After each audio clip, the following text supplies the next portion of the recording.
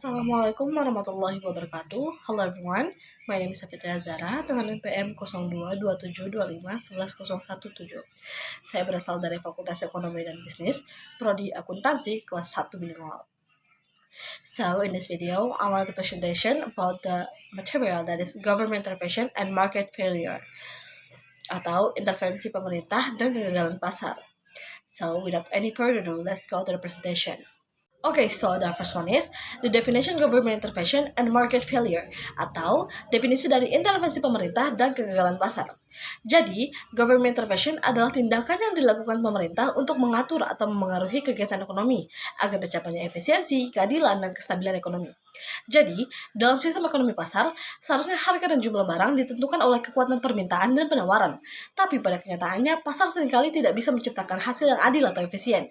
Misalnya, ada pihak yang terlalu diuntungkan atau ada kelompok masyarakat yang dirugikan. Nah, disinilah peran pemerintah dibutuhkan. Pemerintah berperan sebagai pengawas dan pengendali agar kegiatan ekonomi tidak menimbulkan ketimpangan, serta memastikan bahwa kesejahteraan masyarakat tetap terjaga.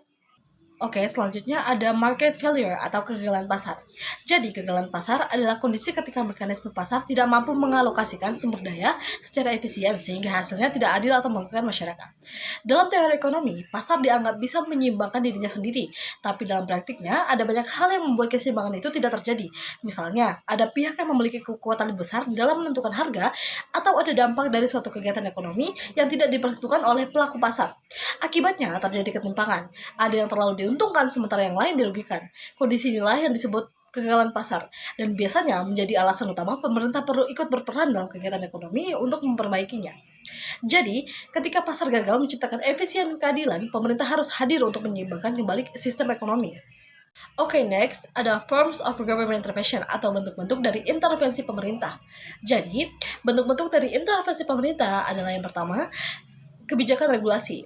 Dalam hal ini, pemerintah berperan sebagai pengatur dan pengawas kegiatan ekonomi agar pasar bisa berjalan dengan tertib dan adil. Tujuan utama dari kebijakan ini adalah untuk melindungi kepentingan masyarakat serta mencegah tindakan yang bisa merugikan, baik dari sisi produsen maupun konsumen. Melalui regulasi, pemerintah menetapkan berbagai aturan, misalnya terkait harga, kualitas produk, keselamatan kerja, dan izin usaha, supaya tidak ada penyalahgunaan kekuatan pasar. Selain itu, regulasi juga membantu menjaga persaingan yang sehat antar pelaku usaha. Jadi, dengan adanya aturan dari pemerintah, pasar bisa berjalan dengan lebih seimbang dan efisien. Oke, lalu yang kedua ada kebijakan fiskal. Kebijakan fiskal merupakan salah satu bentuk intervensi yang paling sering dilakukan oleh pemerintah. Intinya, kebijakan ini berkaitan dengan bagaimana pemerintah mengatur penerimaan dan pengeluaran negara melalui pajak dan subsidi. Pajak digunakan bukan hanya untuk menambah pendapatan negara, tetapi juga untuk mengatur perilaku ekonomi. Misalnya, pajak tinggi bisa diterapkan pada barang-barang yang berdampak negatif bagi masyarakat, seperti rokok atau minuman beralkohol. Sementara, subsidi diberikan untuk mendorong sektor-sektor yang dianggap penting atau membantu masyarakat berpenghasilan rendah, seperti subsidi pupuk untuk petani, atau subsidi pendidikan. Dengan cara ini, pemerintah berusaha menjaga keseimbangan ekonomi, mengurangi kesenjangan sosial, dan memastikan kesejahteraan masyarakat bisa tercapai secara merata. Oke, selanjutnya adalah penyediaan barang dan jasa publik. Ada beberapa kebutuhan dasar masyarakat yang tidak bisa disediakan oleh pasar karena tidak menguntungkan secara ekonomi.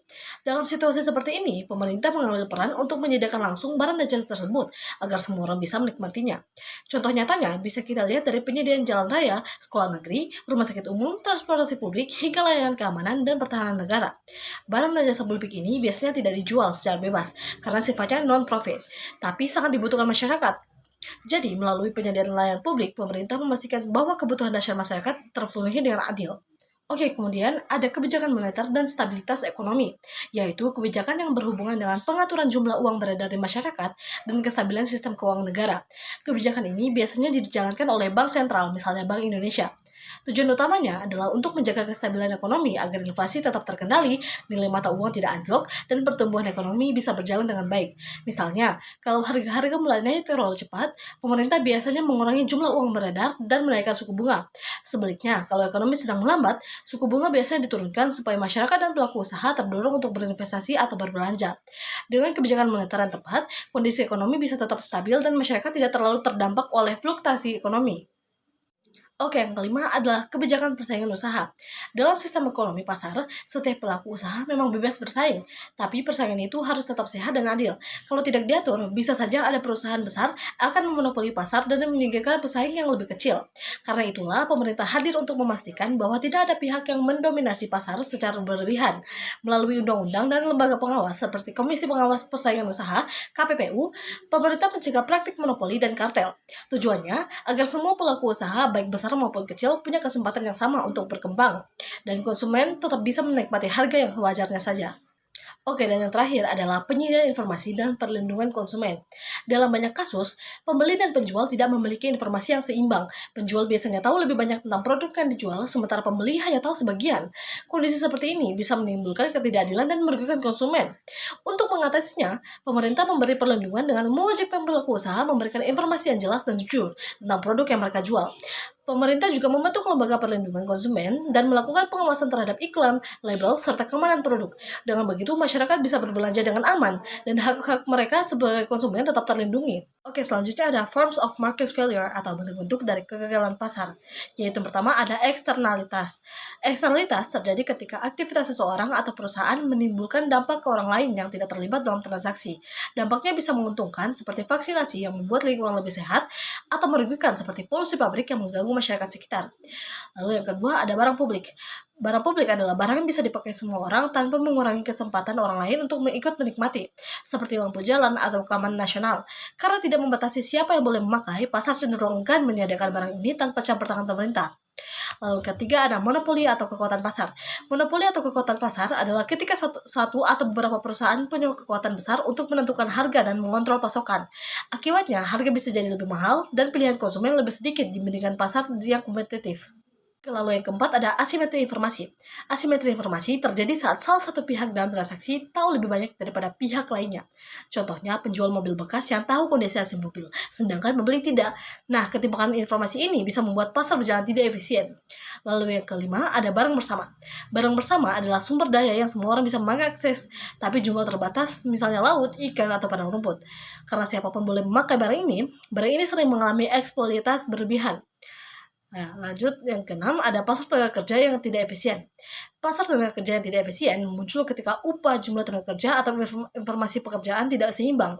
Misalnya, pekerja sulit menemukan pekerjaan meski banyak lowongan, atau upah tidak mencerminkan produktivitas karena aturan, monopoli, atau diskriminasi. Seperti itu. Lalu yang ketujuh ada ketidakstabilan ekonomi. Ketidakstabilan ekonomi terjadi karena pasar kadang tidak mampu menjaga aktivitas ekonomi tetap stabil. Bisa terjadi inflasi tinggi, pengangguran meningkat, atau siklus boom bust. Untuk itu, pemerintah sering turun tangan lewat kebijakan fiskal dan moneter agar perekonomian lebih terkendali. Oke, yang terakhir adalah studi case-nya. Jadi, untuk studi case-nya, saya mengambil dari BBM. BBM merupakan contoh nyata dari kegagalan pasar, di mana harga tidak selalu mencerminkan kemampuan masyarakat. Ketika harga minyak dunia naik, harga BBM ikut meningkat dan menekan daya beli masyarakat. Untuk mengatasi hal ini, pemerintah melakukan intervensi melalui kebijakan subsidi agar harga tetap stabil dan terjangkau. Oke, sekian dari presentasi dari saya. Semoga apa yang saya sampaikan bisa berguna untuk Anda. Dan mohon maaf bila ada kekurangan dan kesalahan yang telah saya perbuat dalam video presentasi tadi. Dan saya Safira Zara pamit undur diri. Wassalamualaikum warahmatullahi wabarakatuh.